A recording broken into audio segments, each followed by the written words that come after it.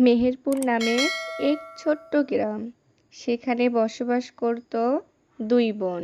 বড় বোনের নাম মিনা আর ছোট বোনের নাম রিনা। তাদের বাবা মা অনেক আগে মারা যায়। বড় বোন মিনা অন্যের বাসায় কাজ করে সংসার চালাতো, আর ছোট বোন রিনার পড়াশোনার সব খরচ দিত।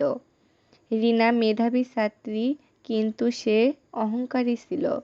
বড় বোনের পরিচয় কাউকে দিত না, আর সে সুন্দরী হওয়া শর্তে বাসার কোনো কাজও করত না। বড় বোন মিনাই সব করত।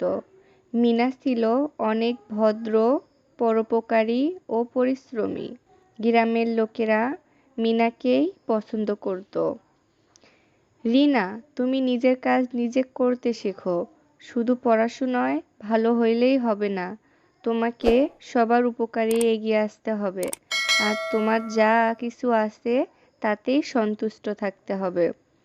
আপু, তোমাকে আমার বিষয়ে ভাবতে হবে না। আমি জীবনে অনেক বড় হব। এরপর রিনা পড়াশোনা শেষে শহরে গিয়ে এক বড় চাকরি পাইল। তার অহংকার আরও দ্বিগুণ হলো। তার সাফল্যের পিছনে বড় বোনের অবদান সে ভুলেই গেল। এদিকে তার বড় বোন গ্রামে তার জন্য অপেক্ষা করতেছিল, আর মিনা গ্রামে কাপড়ের ব্যবসা শুরু করে। ব্যবসায় লাভ হবার ফলে সে নিজেও ভালোভাবে দিন কাটাচ্ছিল। হঠাৎ একদিন রিনার সামান্য ভুলের জন্য, তার অহংকারের জন্য সে চাকরি হারিয়ে ফেলে। তার অহংকারের জন্য কেউ তাকে সাহায্য করেনি। এরপর সে তার নিজের ভুলের জন্য অনুতপ্ত হয়ে বড় বোন মিনার কাছে ফিরে আসে। রিনা, তুমি আর অহংকারী হও না। চলো আমরা দুই বোন মিলে এই ব্যবসা চালিয়ে যাই। ঠিক আছে আপু, আমি আমার ভুল বুঝতে পারছি। আমি আর কখনো অহংকার করব না।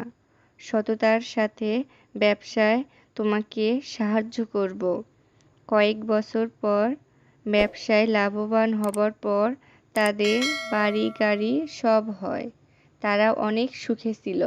মিনা আর রিনা সবার বিপদে এগিয়ে আসতো। গ্রামের সবাই দুই বোনকে অনেক ভালোবাসতো।